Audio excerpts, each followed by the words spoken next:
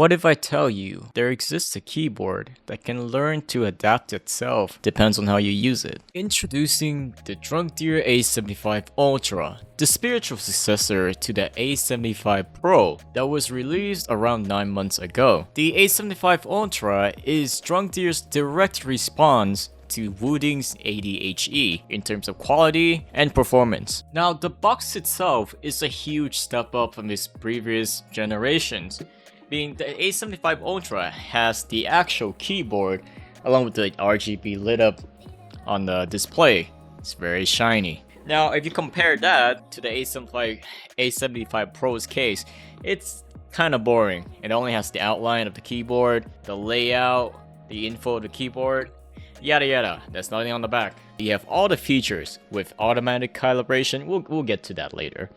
RT improved by Rapid Trigger improved by 0.02, which is just DrunkDeer's step up in their technology. No dead zones throughout, which is a huge quality of life improvement, because dead zones are pretty annoying to deal with, and it can be a deal breaker for a lot of keyboards. You know, when you start to use your keyboard for a long time and then dead zones start to appear, and then you have to replace the PCP. And last but not least, it has Hall effect switches, the default with a lot of Rapid Trigger keyboards nowadays. And in the back, we even have some product features with 8000 Hz polling rate, release dual trigger, which is a feature that a lot of Rapid Trigger keyboards have nowadays. Last Win, which is DrunkDeer's version of Wooding's DKS Rapid Trigger, Smart Hall sensor chip, and customizable RGB lighting, which goes without saying should be the default for a lot of keyboards nowadays. Straight out of the box, we have the quick guide that comes with every single DrunkDeer product.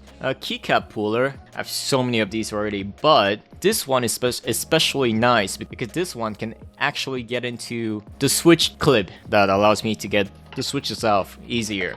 Another quality of life change for DrunkDeer would be its cable. Now it is quite chunky. It's not quite the coil cable with the screw cap that most custom keyboards have, which is the thing that I brought up to them in email that they should start doing for their more premium keyboards. But this is a step in the right direction because this is chunky. It will protect cable and connections that whatever you have.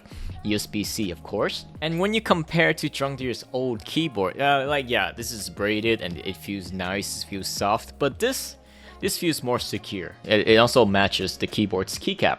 Onto the keyboard itself, DrunkDeer, this time they decided to go with a spacey keycap look. They're very matte, which it's not really glossy. I mean, it still shines in the light. But a positive of this is that after repeated use, your finger gunk won't show up as much. Like, yeah, you still need to clean it, but it's not as visible, so it's not as gross. Even though there's probably a bunch of dirt and hair underneath the keycaps and all that. But with this keyboard, you don't have to worry. You can just ignore it because the keyboard on its own has a pretty cool and unique look out of the box. I would expect keycaps like this to come out of Etsy, but DrunkDeer outdid themselves. The bad thing is that the casing is also kind of sparkly, spacey gray. So if you want to change your keycaps, it would be kind of tough to find a set that goes with the case itself, because DrunkDeer does have the volume knobs, and you're gonna need to find a specific keyboard casing unless you order from DrunkDeer. The A75 Pro uses the same casing. The A75 Ultra uses the same casing as the A75 Pro. So if you have another A75 Pro lying around, you could use that, because the only difference between this and the A75 Pro physically is the PCP and the keycaps. Let's talk features. With the arrival of the A75 Ultra, DrunkDeer also updated their driver website. Yes, DrunkDeer has a web driver, much like Wootility. Yeah, I'm gonna compare DrunkDeer to Wooding a lot. This is their competing product with Wooding. Now, there are release dual trigger, which is DKS in a sense, as it allows you to set multiple inputs on one command. For example, when you press down the A key, you can set the input as A, but when you lift up, you can set that as S. So A, AS. This is banned in OSU because the action of you lifting up does not count as an input for OSU, therefore it allows for really fast and accurate double taps, so it is banned. Colorful got banned for it. And there is last win, which prioritizes the last keys that you press. For example, Valorant, if you press A and D at the same time and let go of D, you would stand still, versus with the last win, you would strafe to the left when you lift up the D key. And then there's rapid trigger, which if you're new to this whole rapid trigger thing, it basically allows you to set the input at wherever you want. For example, JMX Reds has an actuation point of whatever. For rapid trigger, it allows you to set the actuation point at whatever you want. It could be really heavy at 3.3mm, which I don't know why you would want that, or you could set it to the lowest at 0.2mm, and makes it really annoying to type. Now on that thing, DrunkDeer's self-proclaimed auto calibration actually calibrates the rapid trigger settings, or each and every single keystrokes, to your own personal use. It tracks your inputs and calibrates the keys to match what's best for you, and it also improves keystroke accuracy through wear and tear and time and whatever. This is revolutionary if true, if it's actually as they claim, because rapid trigger keyboards are magnetic switches, and magnets, they degrade over time. With this auto calibration feature, it basically bypasses that issue because it can just fix it itself. And it's not in the switch, it's in the hard effect chip that is installed under each and every single key, versus one chip on the whole keyboard, which is the thing that DrunkDeer is going differently than Wooting. Because for Wooting, they excel in software like utility, versus DrunkDeer, they decided to not be just a cheap knockoff of Wooting. By knockoff, I mean alternative. They decided to go a different route. They decided to went a hardware route, and this is where we are at. Hard effect chips under every single key, and auto recalibration. Now let's talk pricing.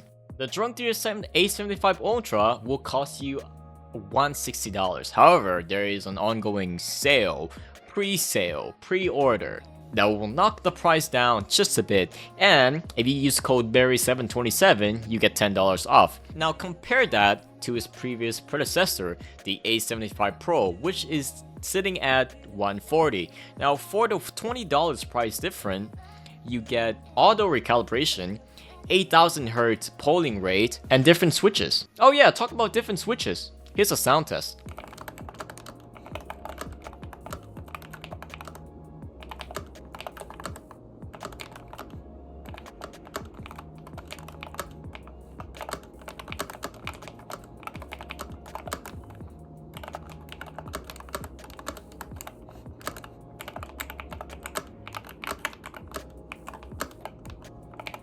Now that I have mentioned Wooting all over the place, let's compare the A75 Ultra to the Wooting ADHE, which right now sits at a price at $200. For the price difference of $40, you get 5% less keyboard, which is a pretty damn good deal to me. Overall, the A75 is a good keyboard for an okay price. $160 without any sales, including tax, costs you around $200, right? The price tag is pretty steep if you include like all kinds of special editions, yada yada. As a keyboard on its own, it is very impressive what it can do. If you compare it to the Wooting ADHE, it will shine even brighter because, well, it's cheaper. But comparing it to the A75 Pro, you do get 8 times the polling rate and all the new features that DrunkDeer loaded into this baby. Now, do I think that this keyboard is worth it? Personally, after using it for around 2 weeks, I have completely ditched my A75 Pro. Now, quick disclaimer is that I am not paid by DrunkDeer, right? They gave me this keyboard for free, so therefore I am not biased. But if they want to give me actual money, feel free to give me money. I'll still be honest. I am glad.